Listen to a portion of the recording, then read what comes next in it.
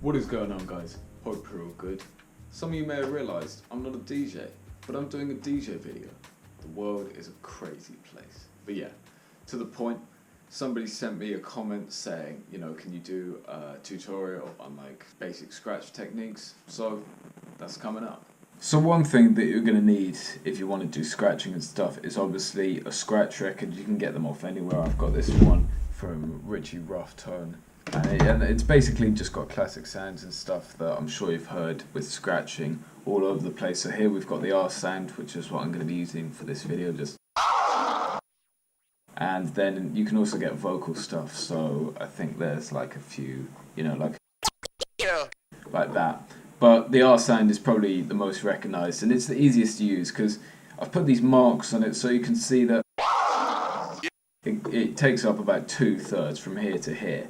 2/3 of the thing, so it's nice and easy to use, and it just goes all around, and you can do a lot of stuff with it. I'm going to go over like 3 of the most basic techniques that kind of you need to know how to do first before getting onto other stuff. And some of you probably already know how to do this, so if you know how to do them, then great. Just this video isn't probably going to be very helpful, but for those of you who don't know how to do it, you know, you've got to get these first, and they may seem pretty simple, so just bear with. The first one is called the baby scratch, and that's literally just kind of working on your timing. It's very simple, just moving the record back and forward. I scratch mainly with my left hand, so that my right hand, I find it easier to do stuff on the crossfader with my right hand.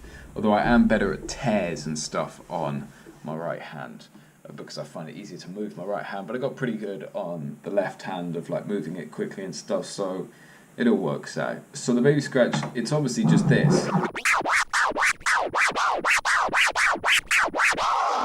But your main thing is, you know, everyone can just move their hand back and forward.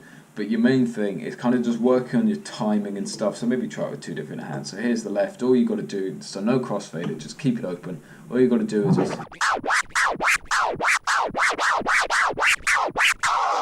And then maybe with this hand.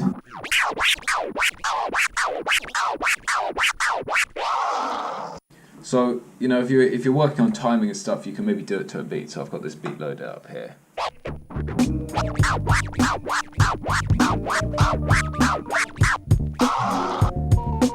So that's pretty simple. That mainly is just for working on your timing and stuff, because timing with scratches, you know, it's going to be quite hard, because if you're scratching out of time, it's just going to sound stupid, really. So that's kind of the most basic scratch. If you don't know how to do that, don't even think about going on to anything else. The second one is basically, it's called the Scribble.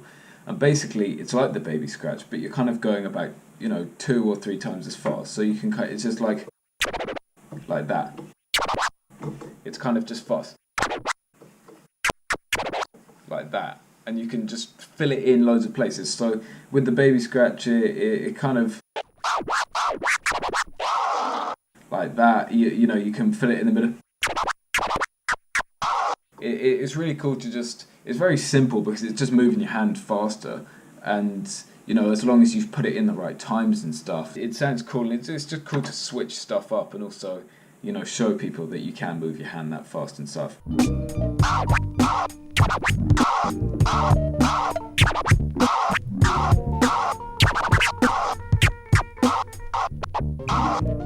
So there I probably got a bit carried away, but that reminds me about the next few scratches.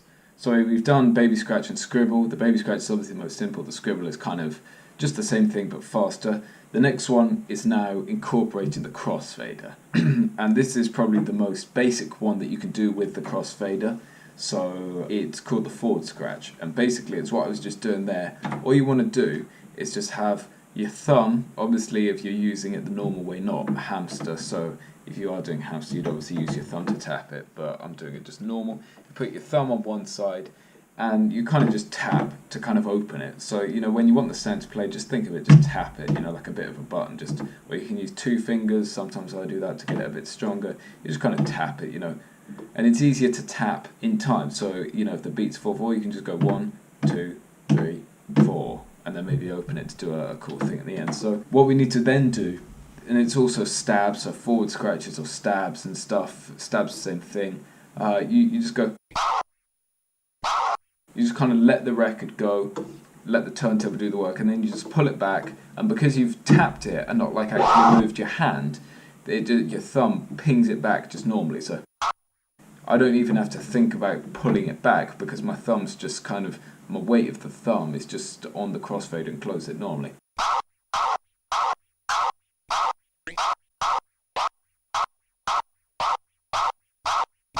The next one is obviously stabs, and this is just kind of a bit more quick. So you're doing a bit more work with this hand, but the movement is the same. You just go. So can you kind of hear the difference between forward and then stabs? I'm sure some of you might have heard the Mixmaster Ice kind of thing that he does, and it goes like that. That's stabs. And basically you're just going really fast, kind of moving. Obviously it's going to take a bit of time if you don't really know what you're doing, but kind of just focusing on moving two of your hands together. There I also put in a backward scratch, so when you bring it back, it's obviously the same as a forward scratch, but just you're moving your hand the other way. The last scratch we're going to get into, and then I'll kind of put them over a beat, is the transformer scratch. This one sounds very, very cool, and it's very, very simple. It's one of my favourite ones because it sounds super cool for actually what it is. It's not that hard because you have to do minimal work with your hand. You let the turntable do the work half the time, and once you know how to do stabs, moving your hand that fast, it's pretty easy, and you just got to learn how to tap on beat. So this is it.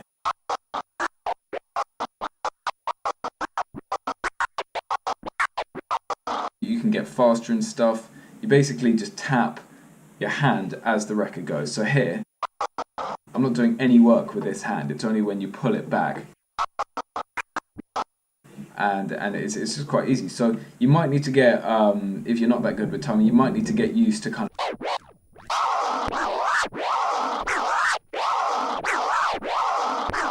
You might need to get used to doing that, but once you've done that, just add your hand.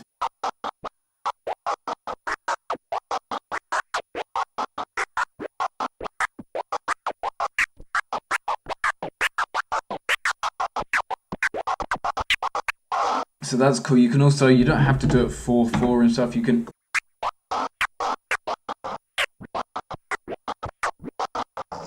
also put a bit of feel into that and stuff to make it sound cooler. So there's your basic scratches.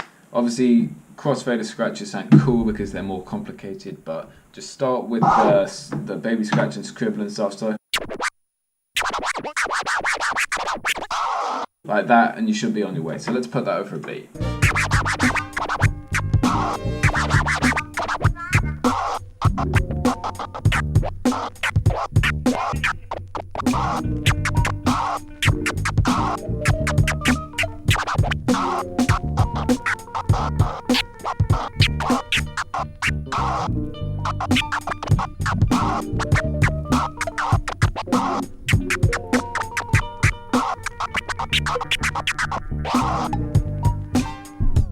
So obviously that's getting slightly more complicated and stuff, but you get the gist of it. Hopefully you've learned something. If I haven't explained it as well as I hope to, then just drop a question in the comments and I'll do my best to answer them. You're going to need one of these scratch records, so hopefully you've already got one, or you can go and buy them. Mine was like 10 quid or something. And I find the 7-inch ones kind of easier to move because they're slightly lighter, and obviously they don't take up as much space and stuff, so it's kind of good to practice with that. You've got to be a bit more gentle with them also. But yeah, thanks for watching. Subscribe for more tips and tricks like this, not only in DJ stuff, but maybe with the MPC. If you've got questions about that, then just drop them in the comments. And yeah, thanks for watching. Have a good rest of the week, and I'll see you in the next one.